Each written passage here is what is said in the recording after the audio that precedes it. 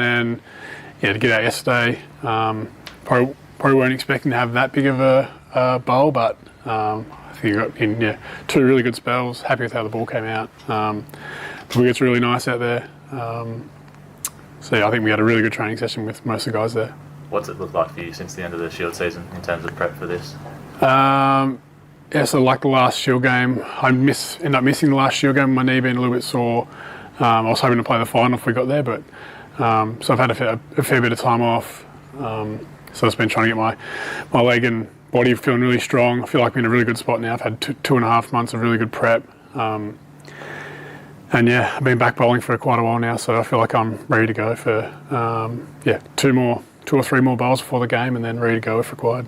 Andrew said yesterday it's been a bit of a longer lead-in than last time when you were over here for the Ashes in the World Test final. Yep. Has that sort of been the same for you, and you feel like you're well placed ahead of next week? Yeah, really well placed. Like, I think it's the best thing that when you do have time, you can sort of really plan out what you want to do, and sort of with when you do have a couple of little niggles, if something does go or doesn't go to plan, you've got time to sort of adjust. But everything we've planned out's gone really well. I've had no setbacks or missed any sessions, so I'm really happy with how my body's feeling at the moment. So the knee's all good then? Yeah, really good. Like,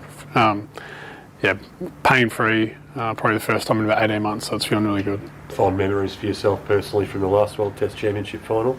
Yeah, obviously that was a great few days for us, and for myself, I feel like I bowled well in that game.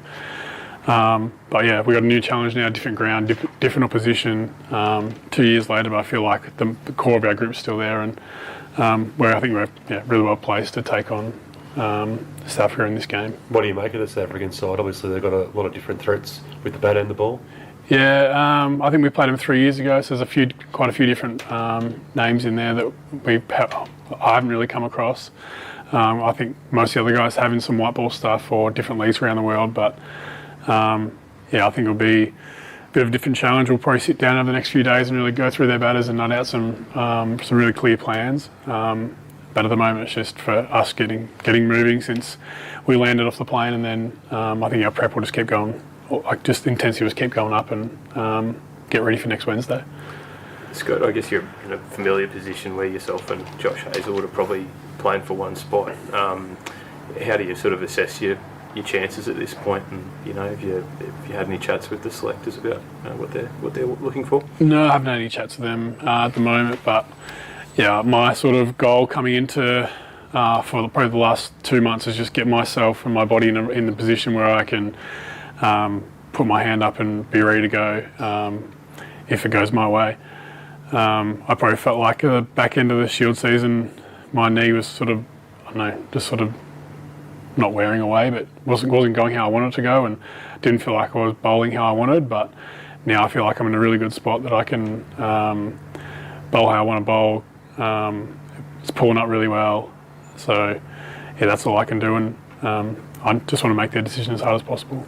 And despite the knee issues, I mean, you were a key part of Australia winning that Border Gavaskar trophy in the last couple of tests there. You're hoping that I know we had Sri Lanka in between, but are you hoping that works in your favour? Yeah, hopefully. Like, I felt like I had a couple of really strong games. But yeah, Josh is obviously a world-class bowler. He's one of the best bowlers in the world, come off to a really good IPL. So I'm sure he'll be doing the same thing. Obviously we all want to play, but there's probably not room for all of us.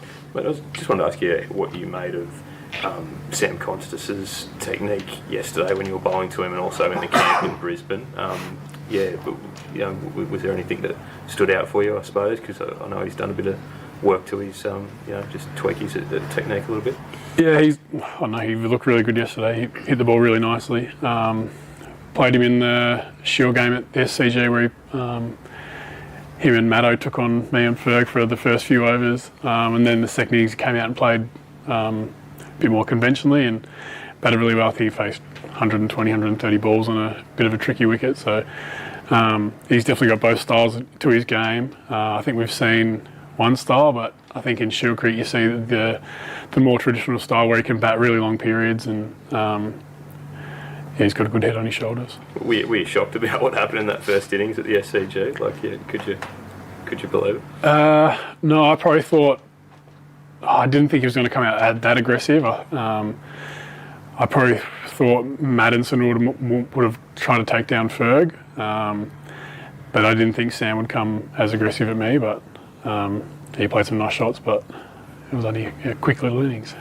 Did you say anything to him? No. We were talking about in Sri Lanka because we knew that we were both a chance to play that game. So we're talking about how we're going to take each other on, and Have you sensed from what you've seen of him in training since that maybe that was a bit of a learning experience for him? Yeah, it probably is. Like, he's only 19 years old. So I think everything that he comes across over the next few years is going to be new. He hasn't played a whole heap of cricket like some other guys have, where they've played 100 Shield games and come across lots of different bowlers in different conditions. So I think I think you can probably see he's a pretty quick learner. As you said, he's made some little adjustments to his technique, and he's hitting the ball really well. So I think he's going to be a important player for the Australian cricket team over the next 5-10 years. Am I right in saying you haven't played the game at Lords yet? Is that correct? No, I haven't. What have you sort of been like? Has that been in the back of your mind, sort of dreaming of that sort of opportunity? I'd love to play at Lords. Like, we were there a couple of years ago and had a really good win. You were there for the Indigenous tour as well? Yeah, we were there. That was the first time I'd been to the ground. So that was 2018. I think everyone's looking forward to getting there and training in a few days' time and then getting into the game. A pretty special place in world cricket. And just on the knee, that's sort of been an ongoing issue for the last few years. Is it just management, or is there something you can sort of do to get it to a spot where it's the best it's been in 18 months? I think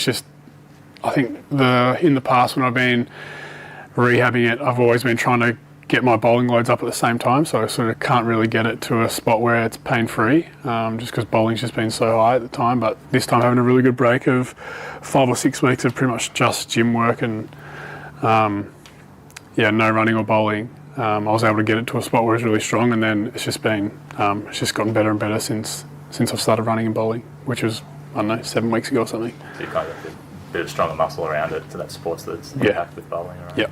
We saw Cam Green roll the arm over yesterday at training, but he won't be considered to be a bowler at Lords. How much of his not being able to bowl is that for a blow for the side? I think it was his first bowl back yesterday. I think he bowled, I don't know how many balls he bowled, but I got a step in the right direction for him after his back surgery.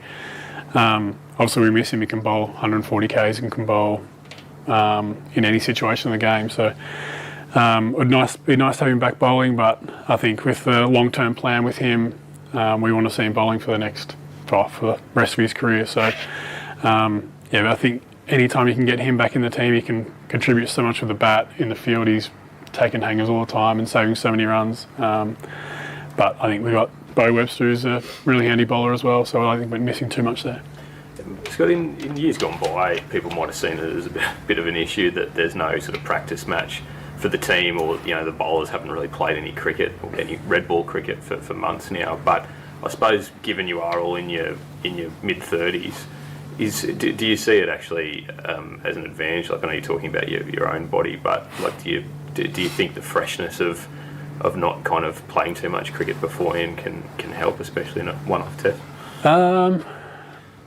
I think everyone goes about their preparations a bit differently. I think we're really comfortable with the way that we do it now. Like, I don't think we've played a practice game not since really I've been in the team. We haven't had a scheduled tour game. So I think you can get as much out of training if you have the right conditions. And I think the setup we got at Beckenham's perfect. There's a really nice centre wicket, beautiful run-ups, all that kind of stuff. So it's as close you can get to a game without playing a game. So for me personally, I like that the best, that you can just sort of get what you need to get done.